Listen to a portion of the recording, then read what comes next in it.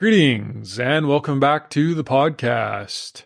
This episode, we're joined by Mr. David Smith, board member of Advantage Energy Wajax and former CEO of Keyera Corp. Mr. Smith has approximately 40 years of experience in the Canadian energy industry. From 2015 until 2020, Mr. Smith served as the president and CEO of Keyera, and prior to that, as the president and chief operating officer. Prior to joining Keyera, Mr. Smith had progressively senior finance roles at Gulf Canada Resources and Imperial Oil. In addition to Advantage Energy and Wajax, Mr. Smith currently serves as a director of Arts Commons, the United Way of Calgary, and previously served as a director at Crew Energy. Mr. Smith holds a Bachelor of Mathematics degree from the University of Waterloo and an MBA from Harvard University. Among other things, we discuss the Gulf Canada days, ventures in Midstream, and what drives value in infrastructure. Enjoy. This podcast episode is sponsored by Embarrass. Embarrass is the world's largest energy-dedicated software-as-a-service company committed to helping customers close the gap between data and value creation. Embarrass has been supporting the Canadian energy industry for over 30 years. Visit Embarrass.com for more details. This podcast episode is powered by ATB Capital Markets. ATB Capital Markets provides financial solutions and strategic advisory services to help businesses thrive. With a track record of successful deal execution, ATB is a full-service investment dealer with a deep understanding and commitment to the industries it serves. Visit atbcapitalmarkets.com for more information. This episode is brought to you by Upgrade Labs. Upgrade Labs offers a comprehensive range of cutting-edge performance and recovery services that have been proven to optimize your health in minutes, not hours. Whether it's accelerating muscle mass and bone density or addressing injury and inflammation, start your experience by booking a free cell health analysis at upgradelabs.com/Calgary. This podcast is brought to you by Energy United. Energy United is an organization with a mission to promote practical energy policy across Canada. Energy United is building a community of Canadians that are passionate about Canada's natural gas and oil industry and are willing to take action. Energy United is driving change on issues that matter, all the way from the carbon tax to the emissions cap. Join Energy United to make a difference at energyunited.ca.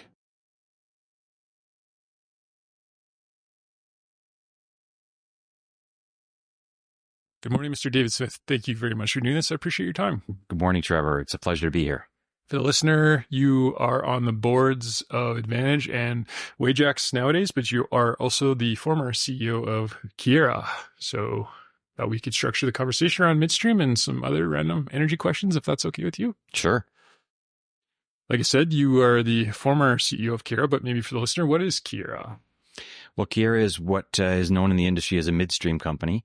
The upstream part of the business is focused on drilling wells and producing oil and gas, and the downstream, of course, is dealing with the end-use customer. So the midstream is everything in between.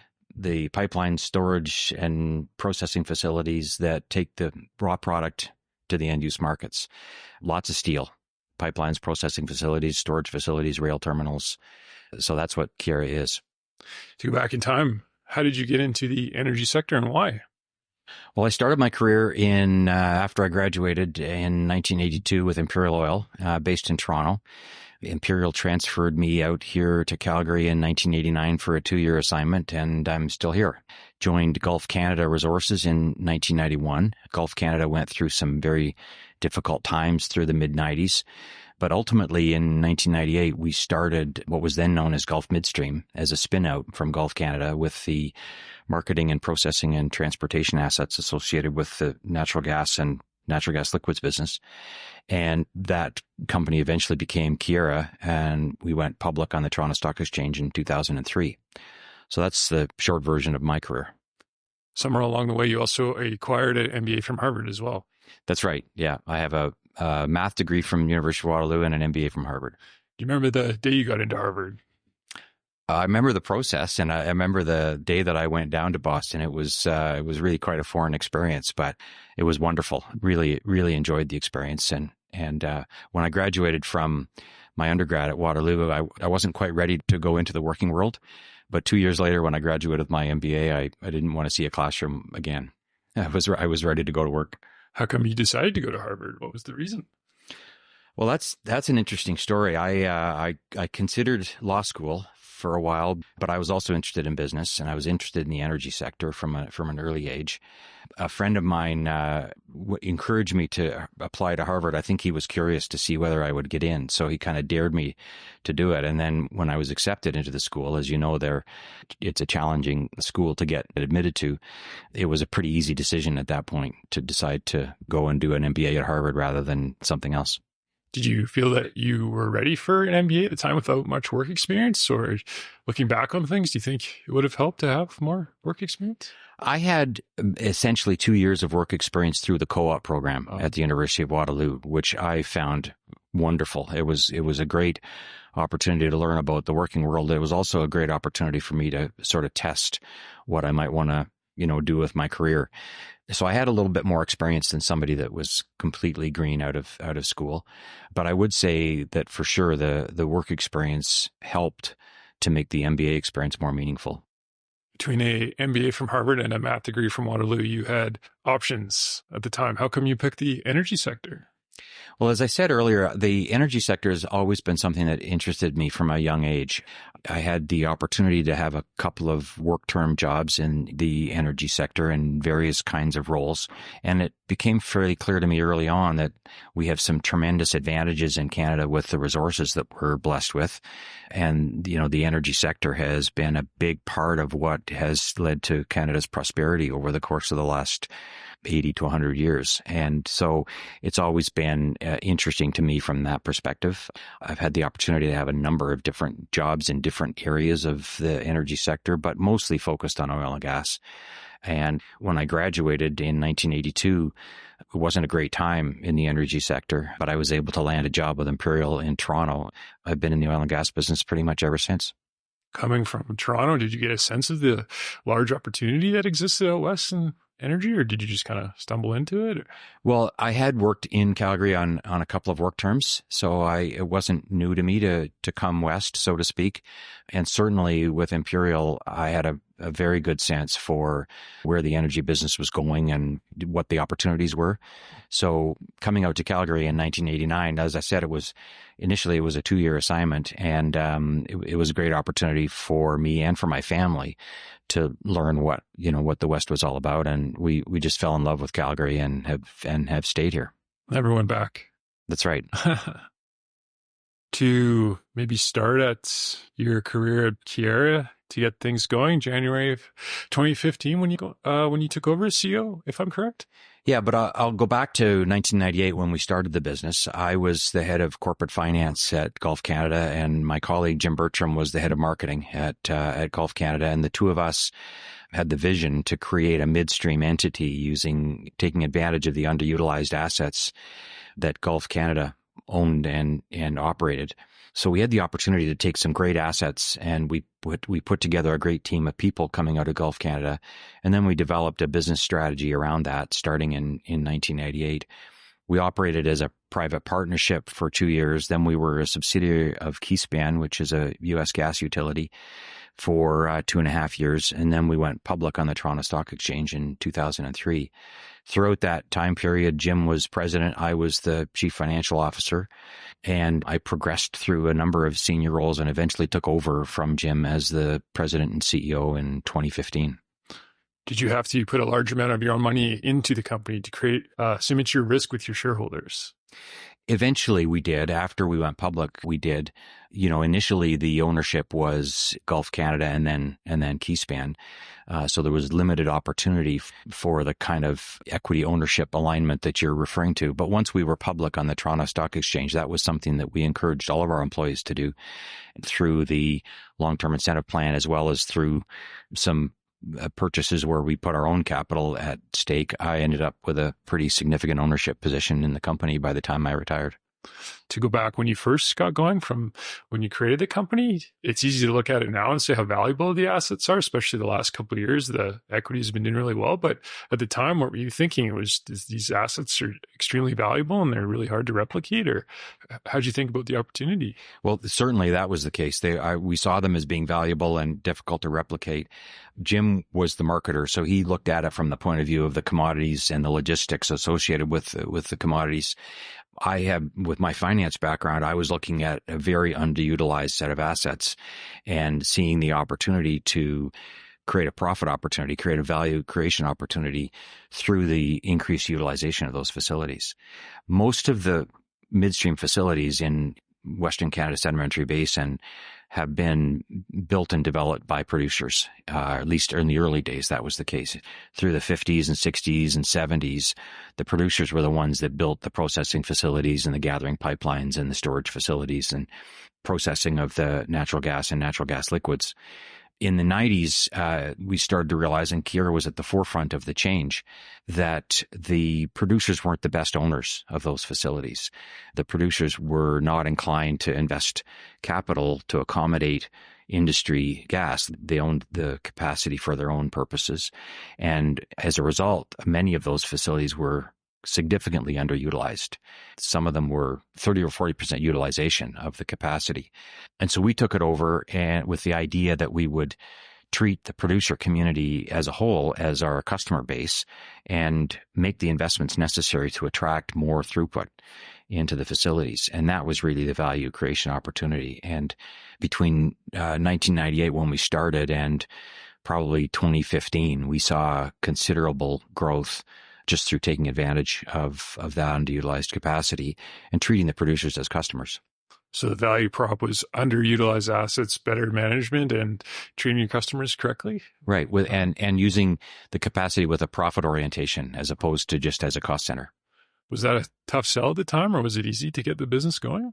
It was a tough sell within Gulf because these were prize assets, and the producer mentality, the producer DNA is you keep the assets for your own purposes. But it's a bit like owning a very valuable building in downtown Calgary and then not renting out 50 or 60% of the building because you think you might want to use it someday, or your family might want to use it someday. It might make sense strategically, but economically it's rather foolish because you're still paying all the fixed cost and you're not getting any revenue from the utilization of the capacity.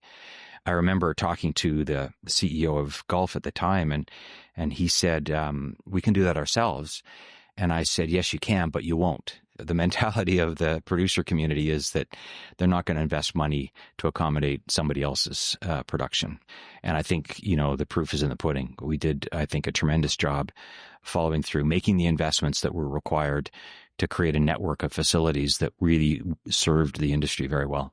The critic would say, I like the rare nature and the hard to replicate attributes of midstream business, but they require a lot of capital to grow and maintain. How did you balance that with the requirements of generating profits while at the same time having to pay out dividends and whatnot? How did you balance all those?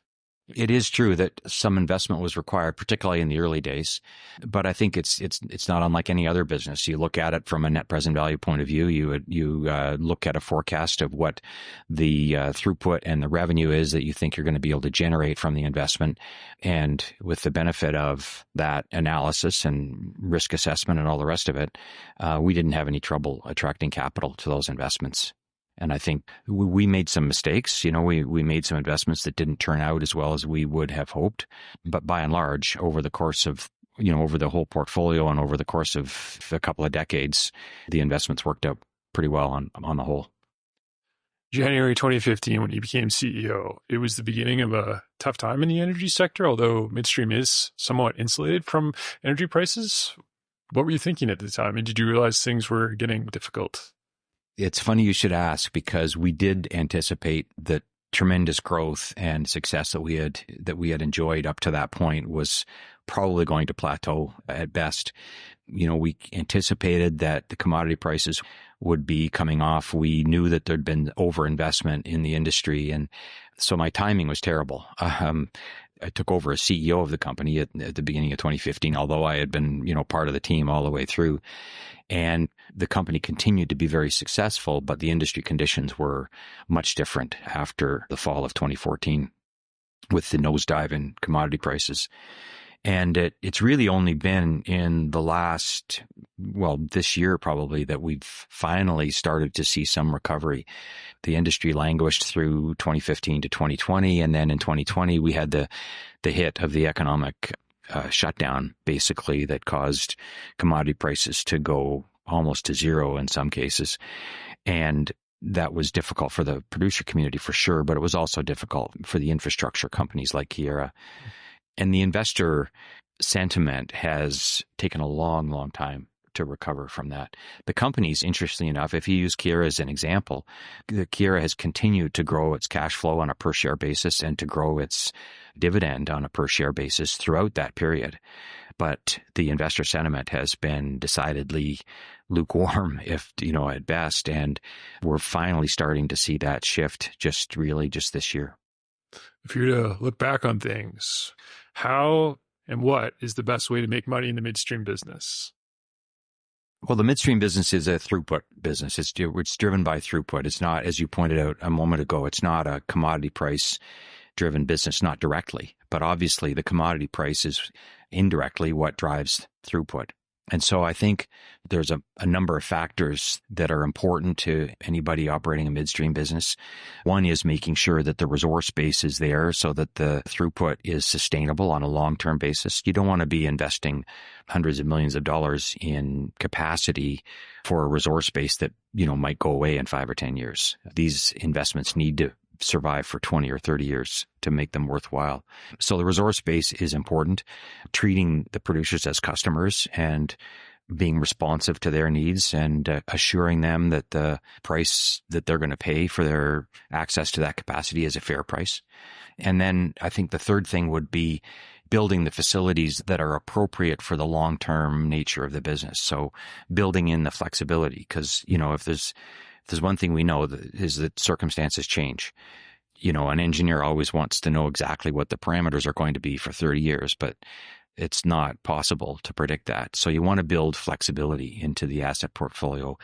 And one of the things that Keyera did was we networked the facilities together so that if we had one facility that was at capacity, we could move the throughput to another facility that maybe had some spare capacity without investing a lot of capital in an expansion.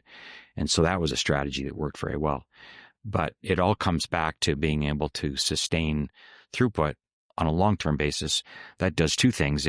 For the customer, it reduces your per unit operating costs because most of the costs are fixed. And for the owner of the asset, it means higher revenue. Higher throughput means higher revenue. So those are really the secrets to the midstream business. On the flip side, what is the worst thing you can do to a midstream business? What really are the key things to avoid in terms of making profits at the end of the day?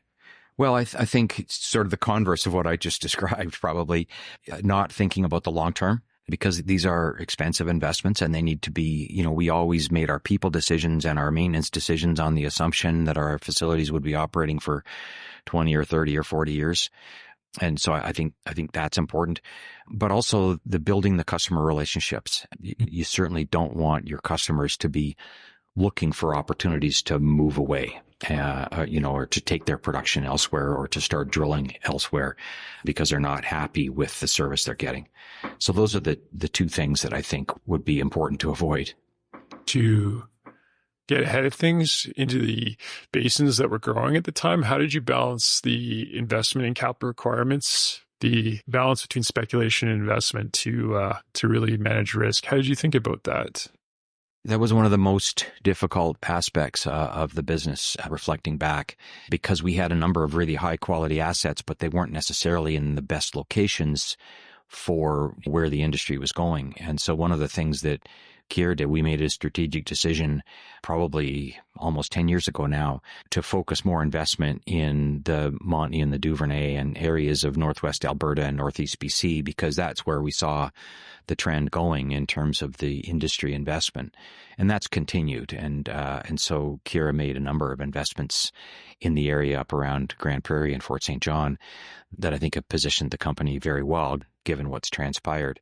In the meantime, there are facilities that were significantly underutilized in West Central Alberta, and we made the difficult decision to consolidate capacity and shut down a number of those facilities because it just didn't justify continued investment.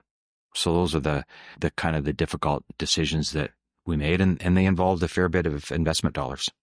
Did you think about LNG at the time, or was that too far off? No, definitely. I mean, we're not, Keyera, I still say we, you might notice. Keyera it was never part of our strategy to invest in an LNG facility, but we wanted to be in the position to take advantage of the infrastructure opportunities that LNG development would lead to.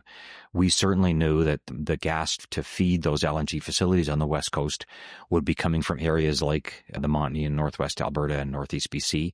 And so we positioned our investments to be able to take advantage of that development activity, but also to look at the natural gas liquids that came from the LNG, because a lot of the gas that's being developed is rich in natural gas liquids, condensate, butanes, propanes, ethanes, and those liquids are a big part of the infrastructure business, a big part of Keyera's business. So a lot of the investment that's been made has been to accommodate the byproducts, if you like, of the natural gas production. So the LNG is going to the West Coast, but a lot of the liquids are coming back into Fort Saskatchewan, which is the NGL hub in Western Canada. There are other rather large midstream companies in Canada. What made Keyera different than those companies, your competitors? Well, that's an interesting question. I think, the company is worth, I think, $9 or $10 billion now. And I wouldn't have thought at the time that made it a small company, but it is small relative to Enbridge, TC, Pembina, some of the bigger players, certainly small compared to some of the U.S. players. And so I think Keyera has been able to be maybe a little bit more nimble as a result of the size of the company. I think as well, the focus that we had really right from day one was to treat the producer as customer and as partner, as opposed to somebody who's just captive that's paying a fee. And I think that served us well in terms of some of the investments that we were able to make in partnership with the producers who were the company's customers. Midstream had a tough time the last 5 years or so. However, the last 2 years, it's been doing pretty well in Canada. So I guess the question is why? Why is it performing now? Well, I think there's two ways to look at that. When you talk about the performance of the public companies, most of them have actually been doing quite well all the way through. The throughputs and the cash flows and the dividends have been maybe not growing as fast, but they've been sustained through the period that you're referring to. The investor sentiment has been quite negative, and therefore the share prices of those companies have been, and I'm thinking about Enbridge, TC, Pembina, Keyera, AltaGas, and others. The share prices have been languishing. In Keyera's case, the share price is still not back to the level that it was 10 years ago. It was almost exactly 10 years ago that Keyera hit its peak. And that's despite the fact that the company has continued to grow cash flow and dividends and earnings on a per share basis all the way through that time period. It's only just now that the investor sentiment is starting to recover and catch up. Part of that is just the expectation that the industry was going to be challenged and was maybe going to be transitioning away from oil and gas. I think investors are now realizing that that transition is a long way away and that the world will continue to need the oil and gas that Western Canada can produce for decades yet to come. Certainly the price of oil, which has recovered in the last couple of years, the price of gas is still very low right now. But I think the expectation around the commodity prices with the advent of LNG on the West Coast has created a little bit more positive sentiment for the whole industry, including infrastructure players. Sometimes there's a difference between return of capital and return on capital. When the retail investor has the option of the index fund that's performed really well the last 5 years, however you want to look on it, what was your value pitch to investors who had the option of a pretty good product with just a simple index fund. What is the value pitch for Keyera? Well, I think it's the quality of the earnings and the quality of the management and the growth opportunity that's in front of the company. I always said we're in the business for the long term. We focus on growing cash flow for the benefit of the shareholders. There's always the secondary question of, how do you return that value to the shareholders, whether it's through dividends or share buybacks or debt reduction or whatever. But my focus was always on making sure that the fundamentals of the business were strong. The truly good businesses are the ones that can retain earnings and through the wonders of compound interest slowly grow through the years. When you're at a asset-heavy business like Keyera, how did you think about that, retaining enough earnings to consistently grow through the years? Well, it was always an important consideration. I mean, capital allocation was key in the decision-making process, trying to anticipate where the investment opportunities would be, what the capital requirements would be, and making sure that your decisions around the balance sheet and capital allocation were taking into account the long-term needs of the business. I think a company like Keyera has done that very effectively. If you look at the track record over the course of a couple of decades, when you have a significant investment, you always have to be clear with investors in terms of how you plan to pay for it, because that can create a lot of uncertainty if the plan for the financing of the investment isn't transparent. But again, I think the company has done and is continuing to do a very good job on that. Did you prefer greenfield or brownfield expansion? Well, I think the business requires both. But I think if you look at the nature of, where our successes were, it was probably more on the brownfield side. I explained when we first got started, we took over a number of existing facilities. Some of them were at the time approaching 40 years old. Today, some of them are over 60 years old and still performing very well. So as long as they're solid assets, well built, well maintained, the opportunity to be able to utilize existing capacity and bring new throughput through it will always represent a more attractive investment. Now, having said that, if you're looking at an area like the Montney, which needs new capacity because the throughput continues to grow, you have no choice but to build greenfield facilities. And you try and do that in a way, as I described earlier, that maximizes the flexibility and the capabilities to benefit the customers. This podcast episode is sponsored by Conate Water Solutions. Do you need cost-effective water sourcing options to supply your next drilling or completions program? Conate Water Solutions is a specialized hydrogeology company focused on water well drilling, testing, and water management services in Western Canada and Texas. Contact info@conatewater.com or check out conatewater.com for more details. This episode is brought to you by the Canadian Gas Association. The Canadian Gas Association represents Canada's natural gas delivery industry, whose members include distribution companies, transmission companies, equipment manufacturers, and other service providers. The Canadian Gas Association members deliver safe, reliable, and affordable natural gas to meet 38% of Canada's energy needs. Visit cga.ca to learn more about Canada's natural gas. Through the years, even going back to the formation of the company, Keyera and yourself were involved in a lot of joint ventures and acquisitions. From your perspective, what was the key to executing such good deals? How'd you think about it? Well, I think, evaluating the quality of the asset with the attributes that made it good from a long-term perspective, as I've emphasized earlier, I think that's the starting point. But the other thing that I think was very important in any decision was where the synergies were. What would that asset bring to Keyera's portfolio? What could Keyera bring to the asset in terms of enhancing the value? And those were always important considerations. And the ones that had strong synergy opportunities were the ones that we tended to pursue most aggressively. A great example of that would be the Alberta Envirofuels facility that Keyera purchased in 2012. It was a facility it is a facility that uses butane as a feedstock to make isooctane, which is a very high quality, clean burning gasoline additive. The product itself was not something that we had experience with, but the synergies that we brought to the asset in terms of the local logistics and the butane supply meant that was an asset that we could operate fundamentally much better from a value point of view than the previous owners. So that was a great example of being able to bring Keyera's capabilities to the asset and using those synergies to create significant value. When you're the CEO of a big midstream company, I don't know if you can talk about it, but you have retail investors and institutional investors. How do you spend your time, or how do you think about your various shareholders? Do you spend your time interacting with one class or the other? How did you go about that? I think, one of the important lessons that I learned is that the investor base is not homogeneous. Investors have a wide variety of different expectations and risk profiles.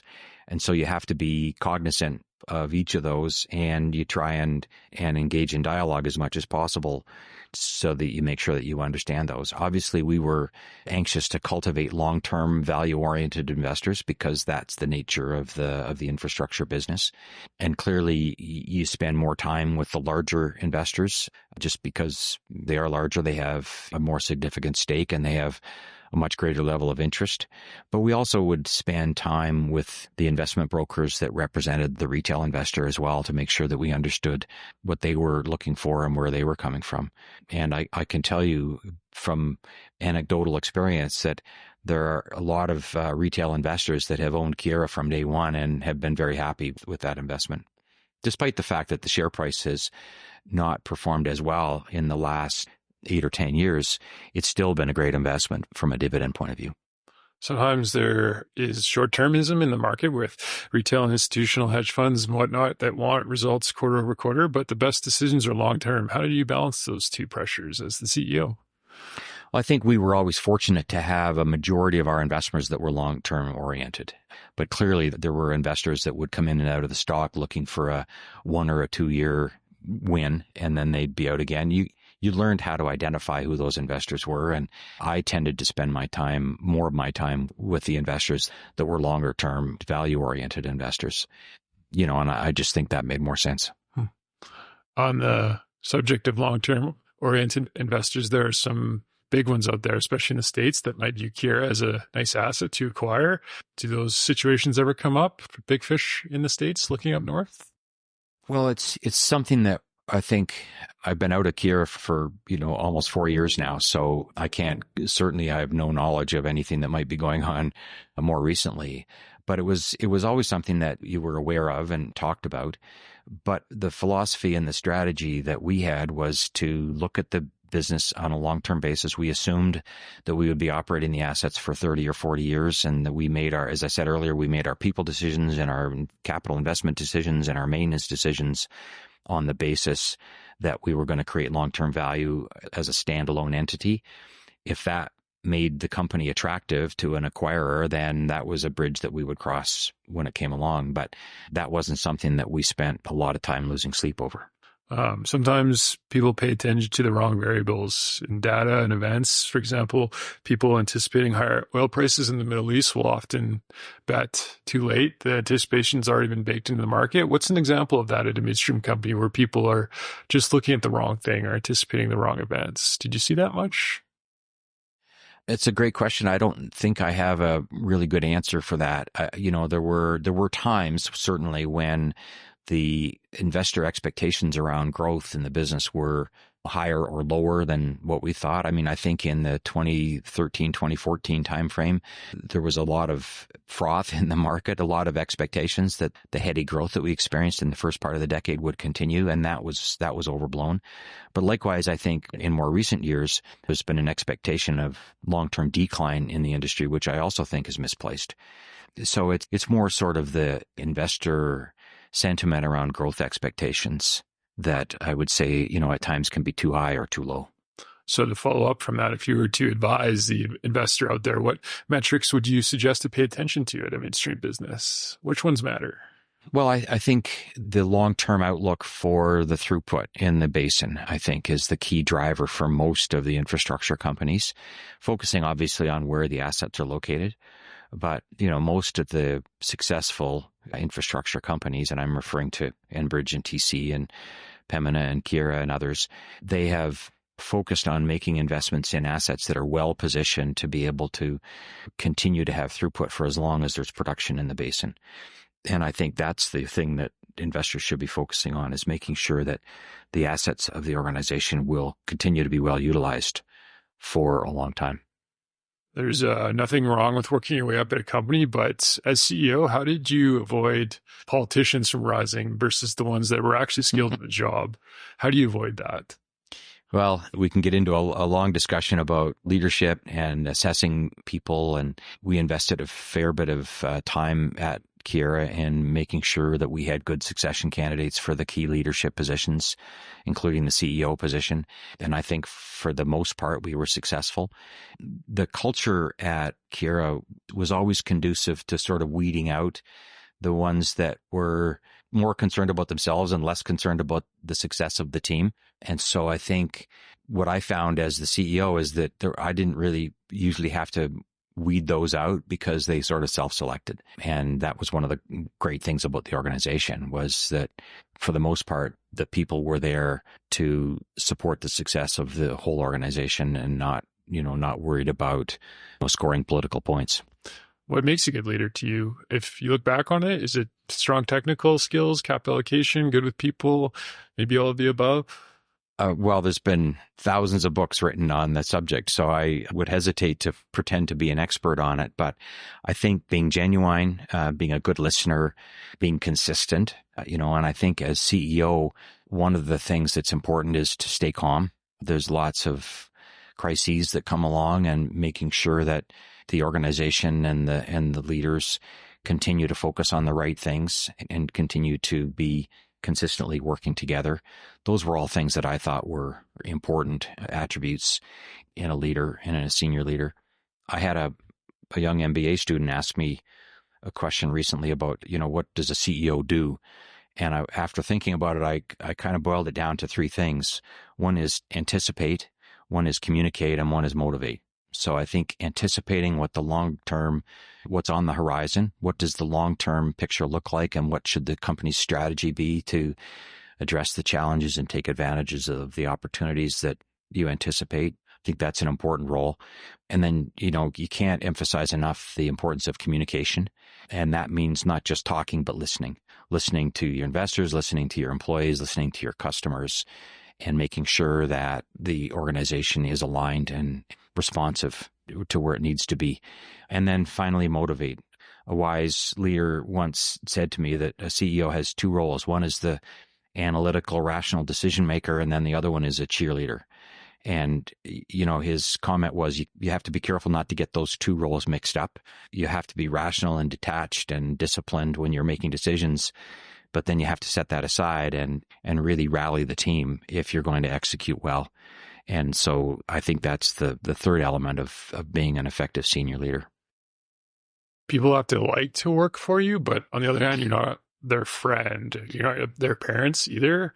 So how do you balance that? People liking to work for you with also the fact that it's business.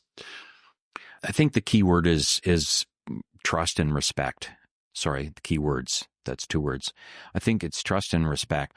That doesn't mean that, like you say, that doesn't mean that you need to be friends with everybody.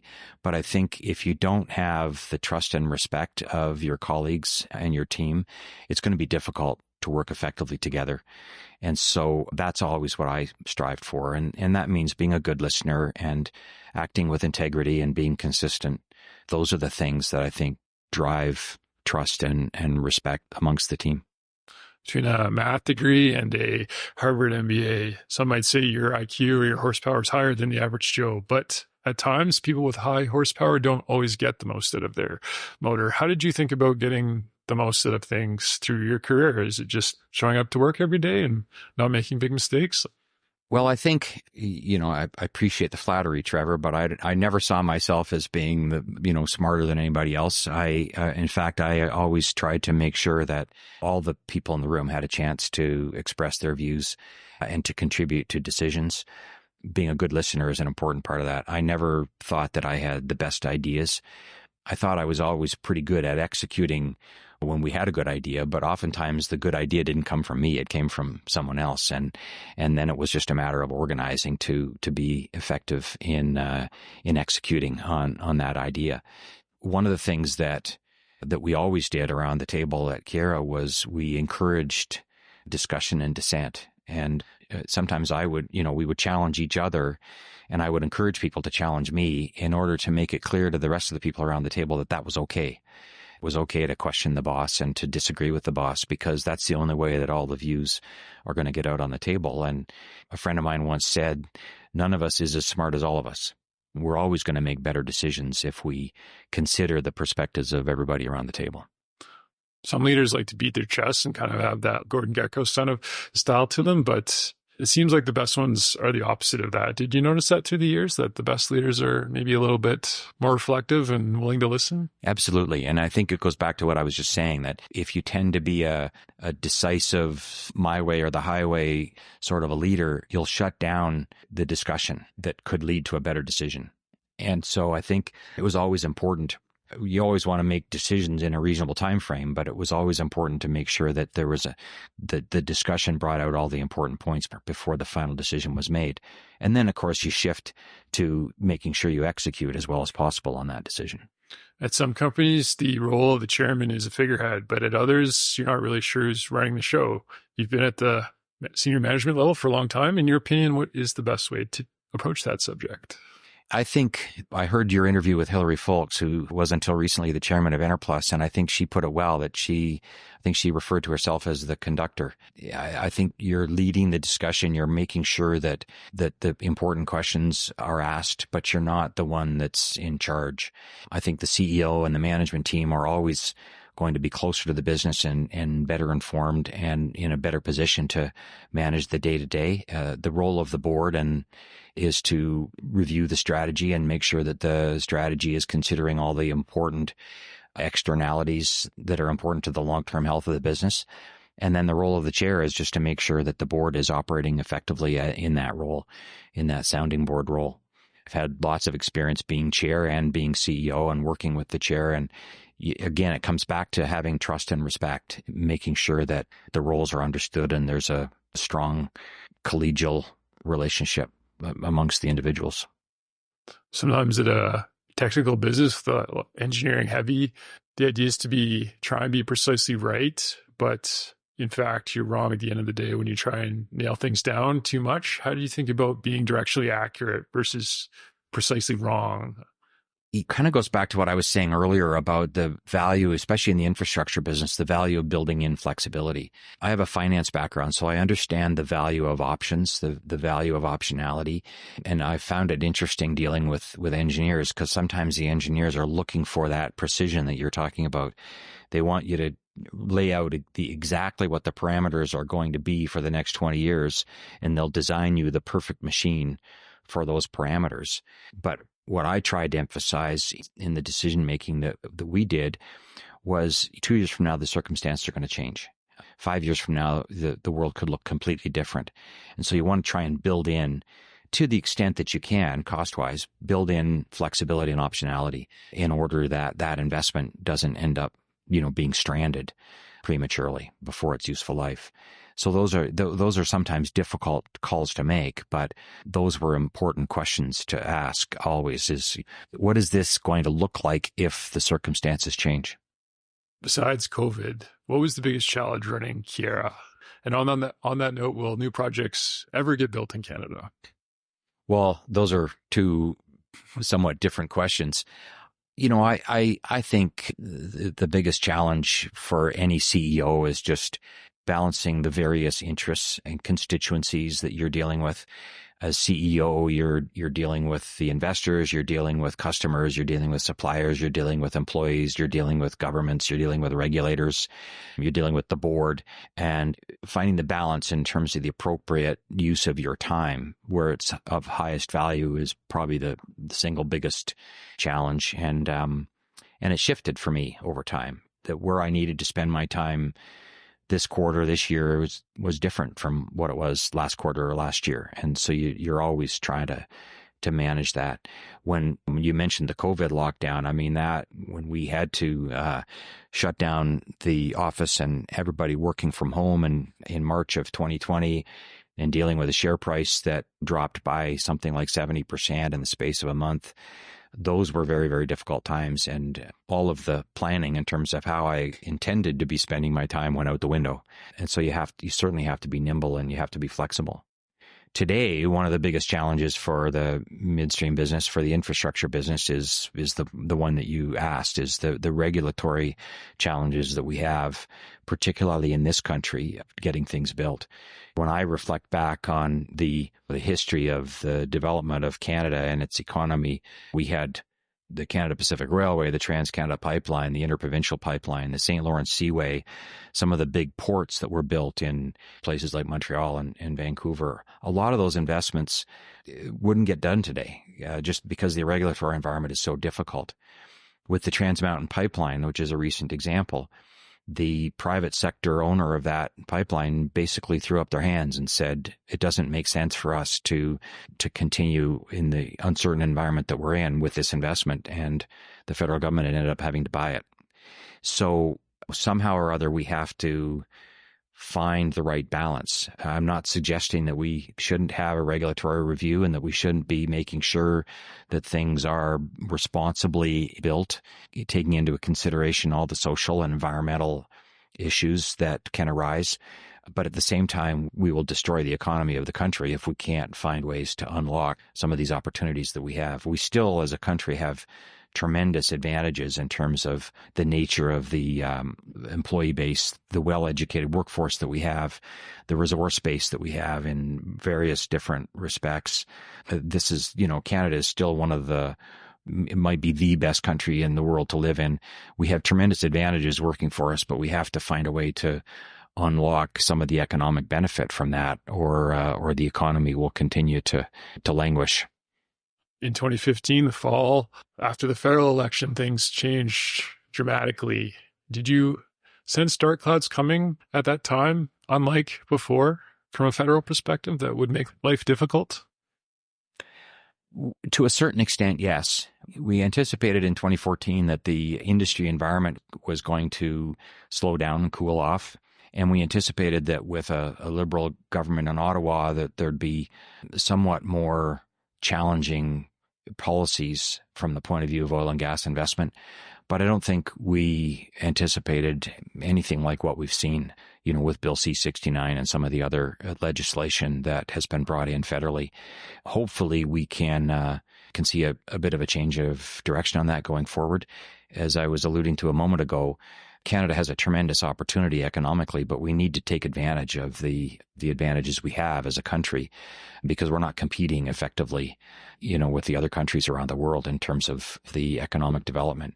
And ultimately, if we can't grow the economy, then the tax base, all these other programs rely upon, won't be there. And, we won't be in a position to be able to pursue some of the things we'd like to be able to pursue.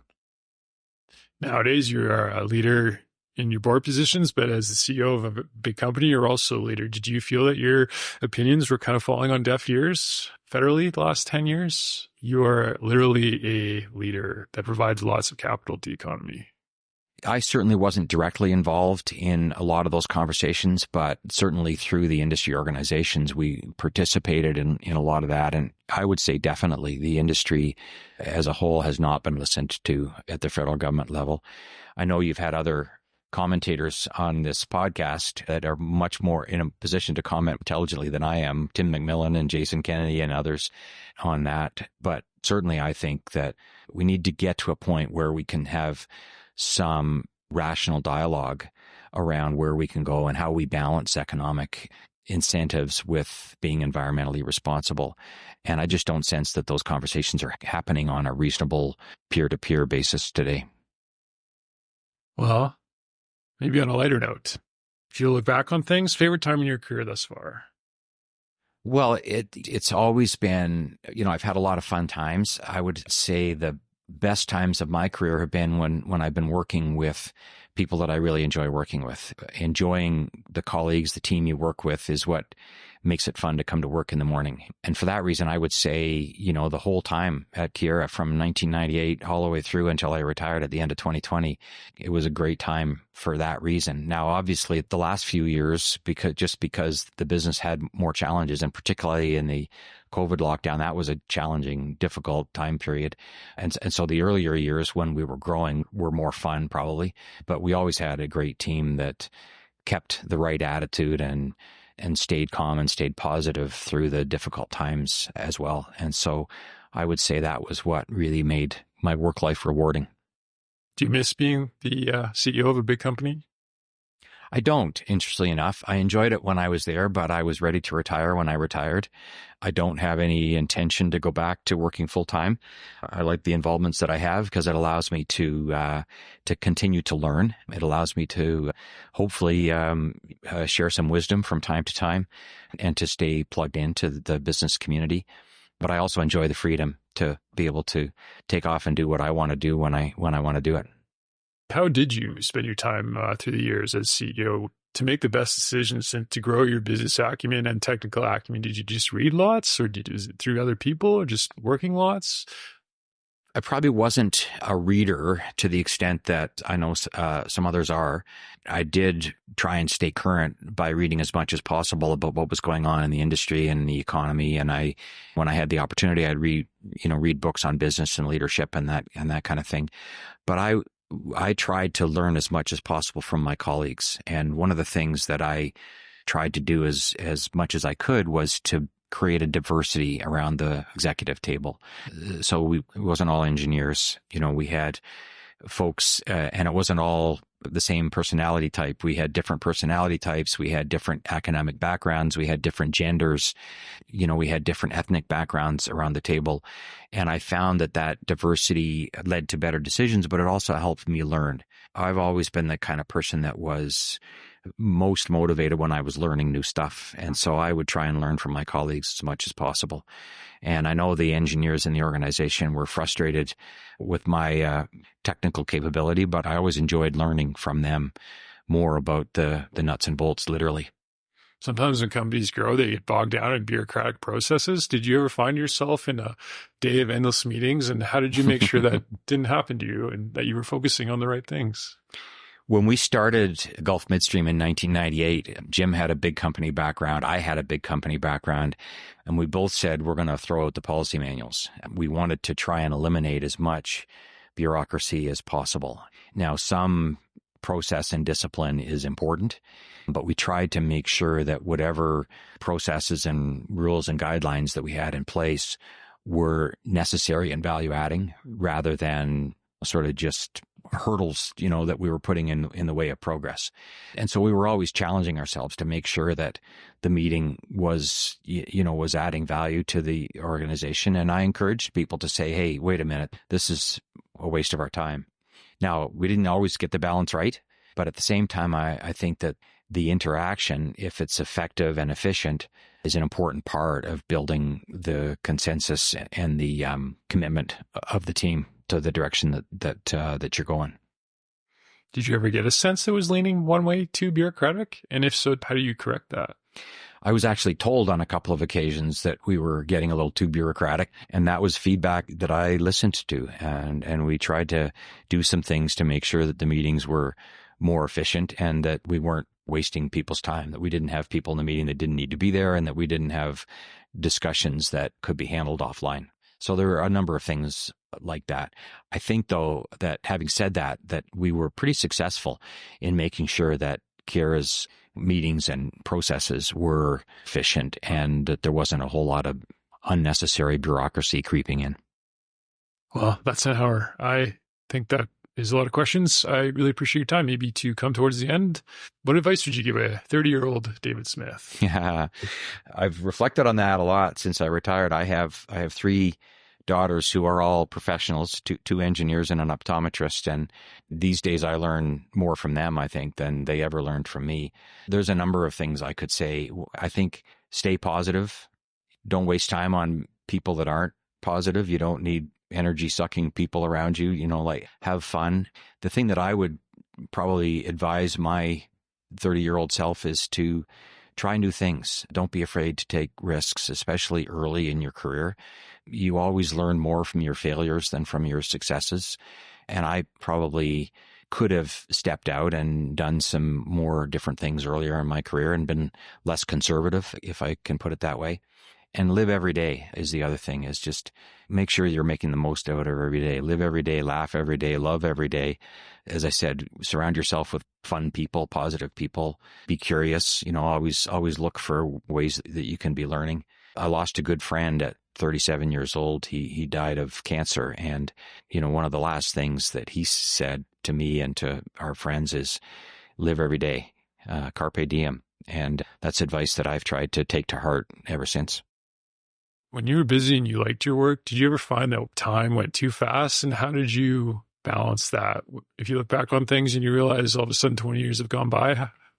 I think especially later in my career, I every day I was wishing there were more hours in the day. I was wishing that, because there was things that weren't getting the attention that I would have liked to have given them.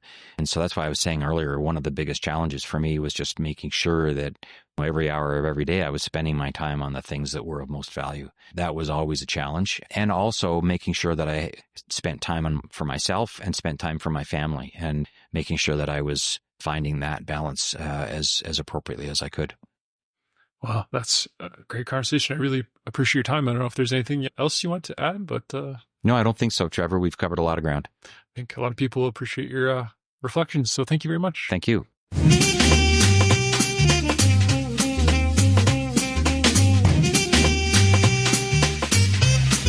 Hello, listeners out there. Thanks for checking out the podcast.